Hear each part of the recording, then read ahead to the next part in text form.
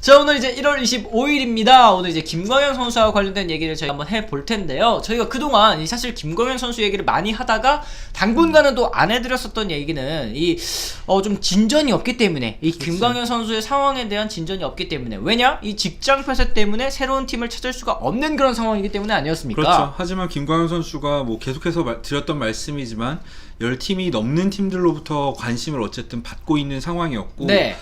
선발 FA 랭킹 동안 높았기 때문에 뭐 사실 저희가 다룰 수 있는 건 다 다룬 상황 아니었습니까? 그렇죠. 그런 상황에서 김광현 선수 뭐 제주도에서 훈련하고 그런 과정이 계속 이어졌었는데 오늘 좀 좋은 소식이 들어왔습니다. 그렇죠. 이제 직장 폐쇄가 좀 생각보다 빨리 풀릴 것 같다. 이 노사 협정이 좀 순풍을 받고 있다. 뭐 이런 얘기들이 있었는데, 네, 그 전에 뭐 사실 김광현 선수가 일본행 가능성이 있다? 뭐 이런 얘기도 들리기도 했었고. 네, 이게 왜 그런 거냐면 어쨌든 직장 폐쇄가 장기화돼 가지고 이 남은 FA 선수들이 팀을 못 찾는 경우에는 NPB와 계약할 수도 있다라는 얘기가 있었어요. 이게 왜 그런 거냐면 1994년에 이제 메이저리그가 파업했었잖아요. 이때 이 거물급 선수들이 메이저리그 못 뛰니까 일본 리그에서 뛰었었던 선수가 있다. 그때 사례를 들어서 뭐 이런 선수들도 뭐 NPB 올 수도 있지 않을까 이런 얘기를 한 거더라고요. 그렇죠. 일본 매체 풀카운트가 얘기를 했었고요. 네.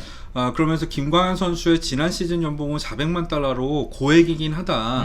근데 이제 요미우리라던가 소프트뱅크, 라쿠텐 이런 자금이 풍부한 구단들은 한번 영입을 시도해 볼 수 있지 않을까 이런 얘기를 했었습니다. 그러면서 이제 직장 폐쇄가 장기화되면 이제 김광현 선수 같은 이제 준척급 선수들은 협상이 뒤로 밀릴 가능성이 있기 때문에 자연스럽게 뭐 메이저리그 이탈설이 제기되고 있다. 뭐 빅리그 잔류를 원하고 있지만 향후 상황이 어떻게 될지는 모른다. 뭐 이런 식으로 얘기를 하고 있습니다. 뭐 추가적으로 김광현 선수에 대한 이 일본 내에서의 그 이미지도 굉장히 좋은 게 이 과거 이제 WBC에서 일본 팀의 강력한 라이벌이자 한국 최고의 저한투수 중에 하나였다라고 이제 얘기를 했습니다. 이건 역시 뭐 국가대표에서의 활약 때문이겠죠. 맞습니다. 그러면서 거취를 일본 매체도 주목하고 있다 보니까 이런 얘기가 나왔던 건데요.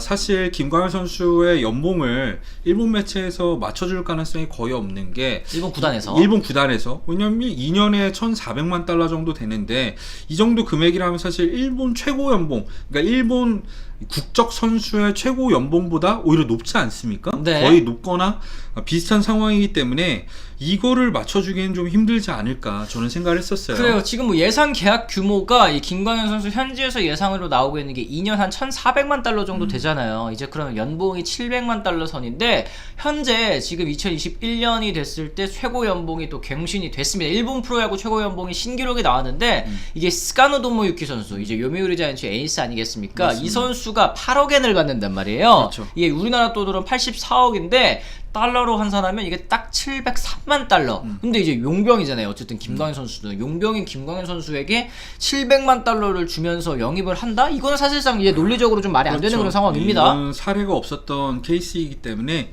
현실 가능성은 굉장히 낮다고 봐야겠죠. 네. 일본 매체 같은 경우에도 지난 시즌 연봉 400만 달러에 초점을 맞추고 영입을 할 수 있지 않을까 했지만 사실 미국 내에서 김광현 선수의 평가가 이 예상보다 훨씬 높은 상황이기 때문에 네. 현실성이 없고, 오늘 또 이제 메이저리그 직장 폐쇄에 있어서 굉장히 중요한 발걸음을 내딛었지 않습니까? 맞습니다. 그 얘기도 좀 해보도록 하겠습니다. 이게 사실 지난 14일에 뭐 노조가 협상 테이블을 차려서 이제 군단 측과 미팅을 했다. 근데 이때 당시에 이제 줌 미팅이었죠. 화상 미팅으로 이제 1시간 정도 얘기를 나눴는데, 이번에는 25일 오늘입니다. 오늘 이제 대면 회의로 약 2시간 정도 얘기를 나눴다고 해요. 게다가 추가적으로 이제 내일 또 다시 만난다고 하니까 어떤 얘기를 나누고 있는지에 대해서 저희가 좀 알아봐야 될 것 같습니다. 일단 선수 노조 쪽에서 크게 좀 양보를 한 상황입니다. 먼저 서비스 타임, 그러니까 6년에서 5년으로 단축하자는 방안을 얘기를 했었잖아요. 그러니까 FA가 되려면 그렇죠. 6년을 채워야지 FA가 된다. 요거를 이제 현행인데 5년으로 좀 줄여달라. 이렇게 선수 노조 그렇죠. 측이 얘기를 했었죠. 그 부분을 철회를 했습니다.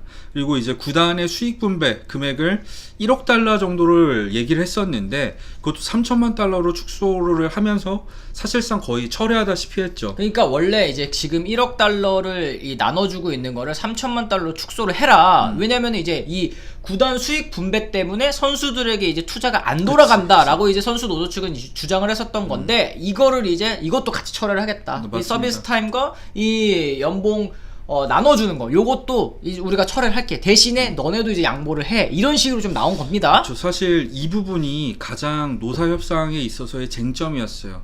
FA 연한이 비현실적이다. 그러니까 6년이라고 말을 하지만 구단 너네들 대부분 다 7년 7년 동안 선수를 보유하고 있지 않냐. 이 부분 때문에 좀 문제가 많이 됐었고, 구단 쪽에서도 이게 가장 민감한 이슈였는데 선수 노조가 이 부분을 철회한 만큼 구단 쪽에서도 좀 양보를 할 수 있는 그런 상황이 마련이 된 거고요.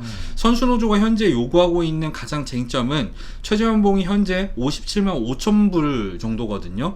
이거를 77만 5천 불로 20만 달러 정도 인상해주면 안 되겠냐. 네. 라고 제시를 했고요. 사치세 한도도 2억 1천만 달러 동결해서 2억 4,500만 달러로 올려주면 안 되겠냐. 이 두 가지 부분에 대해서 가장 강하게 발언을 했고요. 여기에 하나 더 붙이자면 이제 탱킹 방지를 위해서 그동안에는 성적의 역순으로 드래프트 픽을 줬었는데, 그렇죠. 그거를 구단 쪽에서는 알았다, 로터리 픽으로 하겠다, 그러니까 추첨 형식으로 하겠다, 대신에 세 구단만, 그러니까 최하위 세 구단만 추첨을 하는 형식으로 하겠다라고 했었는데, 선수 노조는 여전히 8팀 정도를 주장을 하고 있는 상황입니다. 요건 이제 탱킹을 해서 하위 순위를 하면 무조건 이 좋은 유망주를 뽑을 수 있게 하는 그런 상황을 막아보겠다라는 그렇죠. 이제 얘기를 하는 거죠.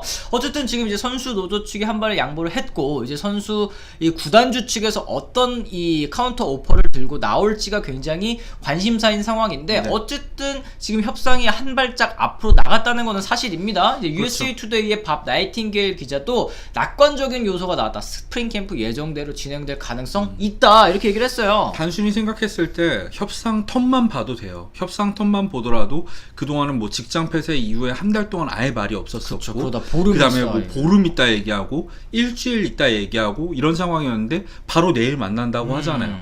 그리고 가장 중요한 쟁점, 어쨌든 선수 노조가 이번에도 양보를 했죠.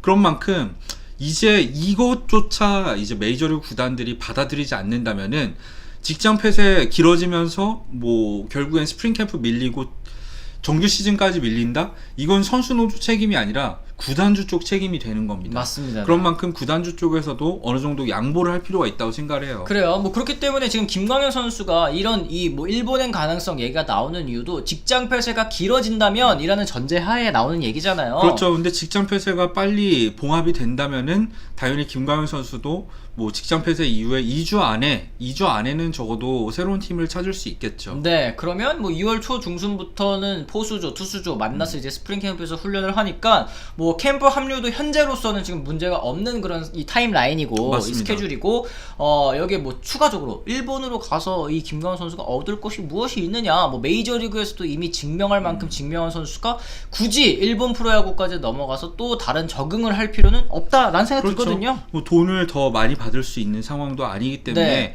차라리 국내 복귀를 했으면 했지 일본으로 갈 일은 거의 없다고 보시면 될 것 같아요. 그래요. 뭐 여기다 추가적으로 뭐 협상에서 뒷전으로 밀려날 가능성이 있다 얘기를 했는데, 사실 메이저리그 FA 계약이 대여급 그리고 이제 준척급, 사실 시장이 아예 따로 나뉘어져 있기 때문에 맞습니다. 두 개가 같이 흘러가는 경우는 거의 없다고 보시면 됩니다. 2년 동안 35경기에 나서서 10승 7패 2세이브에 평균 자책점 2.97을 기록한 선수입니다.